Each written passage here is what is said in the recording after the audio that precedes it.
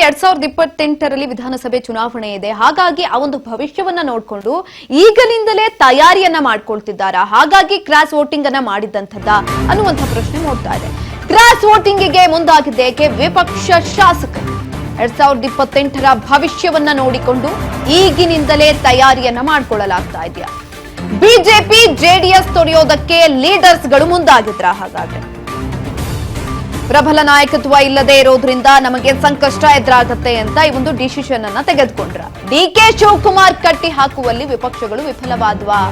ಮುಂದಿನ ಚುನಾವಣೆಯಲ್ಲಿ ಗೆಲ್ಲುವ ಕಡೆ ಗಮನವನ್ನ ಕೊಡಬೇಕು, ಗೆಲ್ಲೋದಕ್ಕೇನ್ ಬೇಕು ಆ ಲೆಕ್ಕಾಚಾರವನ್ನ ಶಾಸಕರು ಹಾಕೊಂಡಿದ್ದಾರೆ. ಹಾಗಾಗಿ ಈ ನಿರ್ಧಾರವನ್ನ ತೆಗೆದುಕೊಂಡ್ರ. ಪಕ್ಷ ಬಿಡೋದಕ್ಕೆ ರೆಡಿಯಾಗಿ ಕಾಂಗ್ರೆಸ್ಗೆ ಸಾಥ್ ಕೊಟ್ರ.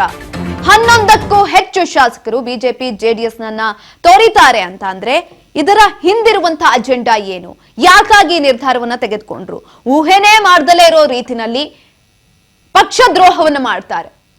ಅಶೋಕ್ ಕೂಡ ಇದೇ ಮಾತನ್ನ ಹೇಳಿದಂಥದ್ದು. ಅಶೋಕ್ ಅವರು ಪಕ್ಷ ದ್ರೋಹವನ್ನ ಮಾಡಿದ್ದಾರೆ, ಅವ್ರು ಯಾರು ಅಂತ ಗೊತ್ತಾಗುತ್ತೆ, ಸಿಕ್ಕಿ ಬೀಳ್ತಾರೆ ಅಂತ ಹೇಳಿದ್ದಾರೆ. ನಾವು ಊಹೆ ಮಾಡಿರ್ಲಿಲ್ಲ, ಇದ್ರ ಬಗ್ಗೆ ನಾವು ಕಿಂಚಿತ್ತು ಯೋಚನೆ ಮಾಡಿರ್ಲಿಲ್ಲ, ಆ ರೀತಿಯಾಗಿ ಆಗೋಗಿದೆ. ಅಟ್ಲೀಸ್ಟ್ ಜೆಡಿಎಸ್ ಇದರಲ್ಲಿ ಎಕ್ಸ್ಪೆಕ್ಟ್ ಮಾಡಿತ್ತು ಕ್ರಾಸ್ ವೋಟಿಂಗ್ ಆಗುತ್ತೆ ಅಂತ, ಆದ್ರೆ ಬಿಜೆಪಿ ಎಕ್ಸ್ಪೆಕ್ಟ್ ಕೂಡ ಮಾಡಿರ್ಲಿಲ್ಲ.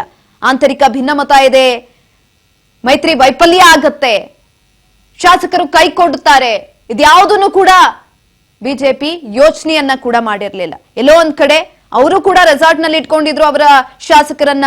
ಕ್ರಾಸ್ ವೋಟಿಂಗ್ ಆಗೋದನ್ನ ತಡೆಯೋದಕ್ಕೆ ರೆಸಾರ್ಟ್ಗೆ ಹಾಕಿದ್ರು. ರೆಸಾರ್ಟ್ ಹಾಕಿದ್ರು ಕೂಡ ಇದೀಗ ಕ್ರಾಸ್ ವೋಟಿಂಗ್ ಆಗಿರುವಂತದ್ದು. ಲಿಂಗರಾಜ್ ಪಾಟೀಲ್ ಅವರಿಗೂ ಕೂಡ ಎಲ್ಲೋ ಒಂದ್ ಕಡೆ ಇಂತಿಷ್ಟು ಮತಗಳು ಬರಬಹುದು ಅಂತ ಲೆಕ್ಕಾಚಾರ ಇತ್ತು.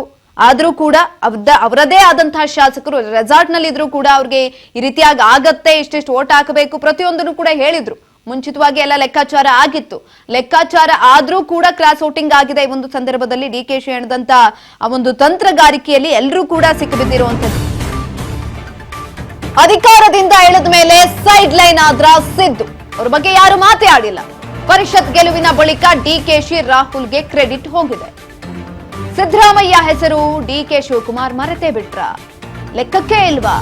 ಅಹಿಂದ ನಾಯಕನ ಹೆಸರನ್ನ ಪ್ರಸ್ತಾಪಿಸಿಲ್ಲ ಲೀಡರ್ಸ್. ಡಿಕೆ ಶಿವಕುಮಾರ್ ಮತ್ತು ಸುರ್ಜೇವಾಲಾ ಅವರು ಸೈಲೆಂಟ್ ಆಗಿದ್ದಾರೆ. ನಿನ್ನೆ ಯಾವಾಗ ರಿಸಲ್ಟ್ ಬಂದ ಬಳಿಕ ಒಂದು ಸುದ್ದಿಗೋಷ್ಠಿಯನ್ನ ಮಾಡ್ತಾರೆ, ಸುದ್ದಿಗೋಷ್ಠಿಯಲ್ಲಿ ಮಾತನಾಡ್ತಾರೆ. ಆದ್ರೆ ಒಂದಿಷ್ಟು ಕ್ರೆಡಿಟ್ ಅನ್ನು ಕೂಡ ಸಿದ್ದರಾಮಯ್ಯನವರಿಗೆ ಕೊಟ್ಟಿಲ್ಲ. ಆ ಕ್ರೆಡಿಟ್ ಎಲ್ಲವೂ ಕೂಡ ರಾಹುಲ್ ಗಾಂಧಿ ಹಾಗೂ ಡಿಕೆ ಅವ್ರಿಗೆ ಹೋಗಿದೆ. ಪ್ರೆಸ್ ಮೀಟ್ ನಿಂದಲೂ ಕೂಡ ದೂರ ಉಳಿದುಕೊಂಡಿದ್ರು ಸಿದ್ದರಾಮಯ್ಯನವರು. ಹಾಗಾಗಿ ಮರ್ತೇ ಬಿಟ್ರ ಅನ್ನುವಂಥ ಪ್ರಶ್ನೆ. ನಿನ್ನೆ ಡಿಕೆ ಶಿವಕುಮಾರ್ ಅವರು ಮಾತನಾಡಿದ್ರು, ಸುರ್ಜೇವಾಲಾ ಅವರು ಕೂಡ ಮಾತನಾಡಿದ್ರು. ಸುರ್ಜೇವಾಲಾ ಅವರು ಹೇಳ್ತಾರೆ ಇದು ಕರ್ನಾಟಕದಲ್ಲೇ ಐತಿಹಾಸಿಕ ದಿನ ಅಂತ ಅದನ್ನ ಬಿಂಬಿಸ್ತಾರೆ. ಮತ್ತೊಂದ್ ಕಡೆನಲ್ಲಿ ಡಿಕೆ ಶಿವಕುಮಾರ್ ಅವರು ಮಾತನಾಡ್ತಾರೆ, ನಮ್ಗೆ ಅತಿ ಹೆಚ್ಚಿನ ಓಟ್ ಬಂದಿದೆ, ಅದರಲ್ಲೂ ಕೂಡ ಯಾರು ಓಟ್ ಹಾಕಿದ್ದಾರೆ, ಅವರ ಪಕ್ಷದ ಯಾರು ಓಟ್ ಹಾಕಿದ್ದಾರೆ ಏನೂ ಗೊತ್ತಿಲ್ಲ ಅಂತಾನೂ ಕೂಡ ಹೇಳಿದ್ರು. ಆದ್ರೆ ಸಿದ್ದರಾಮಯ್ಯನವರ ಒಮ್ಮೆನೂ ಕೂಡ ಸಿದ್ದರಾಮಯ್ಯನವರ ಹೆಸರನ್ನ ತೆಗೆದುಕೊಂಡಿಲ್ಲ. ಹಾಗಾಗಿ ಸೈಡ್ ಲೈನ್ ಆದ್ರ ಅನ್ನುವಂಥ ಪ್ರಶ್ನೆ.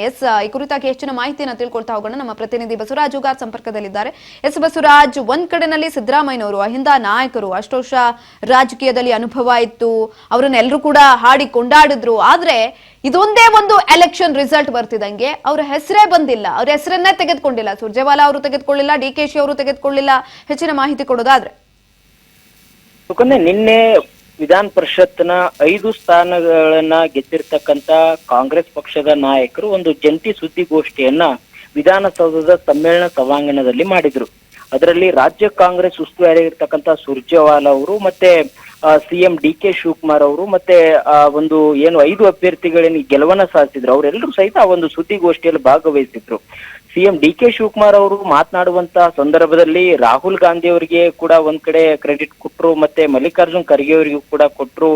ಎಲ್ಲ ಕೆಲವೊಂದಿಷ್ಟು ನಾಯಕರ ಹೆಸರನ್ನು ಕೂಡ ಪ್ರಸ್ತಾಪ ಮಾಡಿದ್ರು. ಆದ್ರೆ ಮಾಜಿ ಸಿಎಂ ಮತ್ತೆ ಅಹಿಂದ ನಾಯಕ ಆಗಿರ್ತಕ್ಕಂಥ ಸಿದ್ದರಾಮಯ್ಯನವರ ಹೆಸರೇ ಒಂದ್ ಕಡೆ ಪ್ರಸ್ತಾಪ ಮಾಡುವಲ್ಲಿ ಎಲ್ಲೋ ಒಂದ್ ಕಡೆ ಅವರು ಮುಂದಾಗ್ಲಿಲ್ಲ. ಅವರ ಹೆಸರನ್ನು ಕೂಡ ಅಲ್ಲಿ ಉಲ್ಲೇಖ ಮಾಡ್ಲಿಲ್ಲ, ಅವ್ರ ಹೆಸರು ಪ್ರಸ್ತಾಪ ಕೂಡ ಮಾಡ್ಲಿಲ್ಲ. ಈ ಮುಖಾಂತರ ಎಲ್ಲೋ ಒಂದು ಕಡೆ ಅವರು ಅಧಿಕಾರದಿಂದ ಕೆಳಗಿಳಿದ್ರು ಅನ್ನುವಂತ ನಿಟ್ಟಿನಲ್ಲಿ ಅವ್ರನ್ನ ಸೈಡ್ ಲೈನ್ ಮಾಡಿದ್ರ ಕಾಂಗ್ರೆಸ್ ಪಕ್ಷದ ನಾಯಕರು ಎಲ್ಲವನ್ನು ಕೂಡ ಸಿಎಂ ಡಿ.ಕೆ. ಶಿವಕುಮಾರ್ ಅವರು ಅವರ ಒಂದು ಆಪ್ತರು ಅಥವಾ ಅವರಿಗೆ ಬೇಕಾಗಿರ್ತಕ್ಕಂಥ ನಾಯಕರನ್ನ ಒಂದು ಪ್ರಸ್ತಾಪ ಮಾಡುವಂತ ನಿಟ್ಟಿನಲ್ಲಿ ಮುಂದಾದ್ರ ಡಿ.ಕೆ. ಶಿವಕುಮಾರ್ ಅವರು ಅನ್ನುವಂಥದ್ದು ಕೂಡ ಬಹಳ ದೊಡ್ಡ ಮಟ್ಟಿಗೂ ಕೂಡ ಒಂದು ಕಾಂಗ್ರೆಸ್ ಪಾಳ್ಯದಲ್ಲಿ ಒಂದು ಬಣದಲ್ಲಿ ಕೂಡ ಇದು ಚರ್ಚೆ ಆಗ್ತಾ ಇದೆ. ಯಾಕಂತಂದ್ರೆ ಈ ಒಂದು ಸುದ್ದಿಗೋಷ್ಠಿಯಲ್ಲಿ ಕಾಂಗ್ರೆಸ್ ಪಕ್ಷ ತನ್ನ ವಿಜಯ ಪತಾಕೆಯನ್ನ ಹಾರಿಸಿದೆ. ಅದರಲ್ಲಿ ಸಿದ್ದರಾಮಯ್ಯವರು ಕೂಡ ಭಾಗವಹಿಸಬೇಕಾಗಿತ್ತು. ಅವರು ಕೂಡ ಒಂದು ಸುದ್ದಿಗೋಷ್ಠಿಯಿಂದ ದೂರ ಉಳಿದಿದ್ರು. ಒಂದ್ ವೇಳೆ ದೂರ ಉಳಿದಿದ್ರು ಸಹಿತ ಅವರ ಹೆಸರನ್ನ ಪ್ರಸ್ತಾಪ ಮಾಡ್ಬೇಕಾಗಿತ್ತು. ಸಿಎಂ ಡಿ.ಕೆ. ಶಿವಕುಮಾರ್ ಅವರು ರಾಹುಲ್ ಗಾಂಧಿ ಅವರನ್ನು ಪ್ರಸ್ತಾಪ ಮಾಡಿದ್ರು, ಮಲ್ಲಿಕಾರ್ಜುನ್ ಖರ್ಗೆ ಅವರ ಹೆಸರು ಪ್ರಸ್ತಾಪ ಮಾಡಿದ್ರು. ಅದರ ಜೊತೆಗೆ ರಾಜ್ಯದಲ್ಲಿ ಹಿಂದೆ ಸಿಎಂ ಆಗಿ ಸುದೀರ್ಘವಾಗಿರ್ತಕ್ಕಂಥ ತನ್ನ ಅಧಿಕಾರಾವಧಿಯನ್ನು ನಡೆಸಿರ್ತಕ್ಕಂಥ ಸಿದ್ದರಾಮಯ್ಯ ಅವರ ಹೆಸರನ್ನ ಪ್ರಸ್ತಾಪ ಮಾಡ್ಬೇಕಾಗಿತ್ತು. ಆದ್ರೆ ಅವರು ಒಂದು ಸುದ್ದಿಗೋಷ್ಠಿಯಲ್ಲಿ ಅವರ ಹೆಸರನ್ನ ಪ್ರಸ್ತಾಪ ಮಾಡ್ಲಿಲ್ಲ. ಅಂದ್ರೆ ಈ ಮುಖಾಂತರ ಎಲ್ಲೋ ಒಂದು ಕಡೆ ಸಿದ್ದರಾಮಯ್ಯ ಅವ್ರನ್ನ ಕಡೆಗಣಿಸಿದ್ರ ಈಗಿರ್ತಕ್ಕಂಥ ಕಾಂಗ್ರೆಸ್ ಪಕ್ಷದ ನಾಯಕರು ಅನ್ನುವಂಥದ್ದು ಕೂಡ ಒಂದಿಷ್ಟು ಚರ್ಚೆ ಕೂಡ ಆಗ್ತಾ ಇದೆ. ಅದೇ ರೀತಿಯಲ್ಲಿ ಒಂದ್ ಕಡೆ ಈ ಅವರ ಬಣದಲ್ಲಿ ಕೂಡ ಈ ರೀತಿಯಾಗಿದ್ದ ಸಿದ್ದರಾಮಯ್ಯನವರ ಈ ಹಿಂದೆ ಕೂಡ ಅಂದ್ರೆ ವಿಧಾನಸೌಧದಲ್ಲಿ ಅವರು ಒಬ್ಬಂಟಿಗಾಗಿ ಹೋದಂತ ಸಂದರ್ಭದಲ್ಲಿ ಕೂಡ ದೊಡ್ಡ ಮಟ್ಟಿಗೆ ಕೂಡ ಇದು ಕೂಡ ಚರ್ಚೆಗೆ ಗ್ರಾಸವಾಗಿತ್ತು. ಡಿ.ಕೆ. ಶಿವಕುಮಾರ್ ಅವರು ಎದುರಿಗೆ ಹೋಗ್ತಾ ಇದ್ರು, ಅವ್ರನ್ನ ಮಾತನಾಡಿಸದೆ ಹೋದ್ರು ಅನ್ನುವಂಥದ್ದು. ಹೀಗೆ ಸಿದ್ದರಾಮಯ್ಯವ್ರನ್ನೆಲ್ಲ ಒಂದ್ ಕಡೆ ಅವರು ಅಧಿಕಾರದಿಂದ ಕೆಳಗಿಳಿದ ಮೇಲೆ ಕಡೆಗಣಿಸುವಂತ ನಿಟ್ಟಿನಲ್ಲಿ ಕಾಂಗ್ರೆಸ್ ಪಾಳ್ಯದಲ್ಲಿ ಒಂದಿಷ್ಟು ರೀತಿಯ ಚಟುವಟಿಕೆಗಳು ಕೂಡ ನಡೀತಾ ಇದಾವೇನೋ ಅನ್ನುವಂತಹದ್ದು ಕೂಡ ಇದೀಗ ಅವರ ಆಪ್ತರ ವಲಯದಲ್ಲಿ ಕೂಡ ಗುಸುಗುಸು ಚರ್ಚೆ ಕೂಡ ಶುರು ಆಗಿದೆ. ಸುಕನ್ಯಾ, ಧನ್ಯವಾದಗಳು ಬಸವರಾಜ್ ಹುಗಾರ್ ಹೆಚ್ಚಿನ ಮಾಹಿತಿಗಾಗಿ.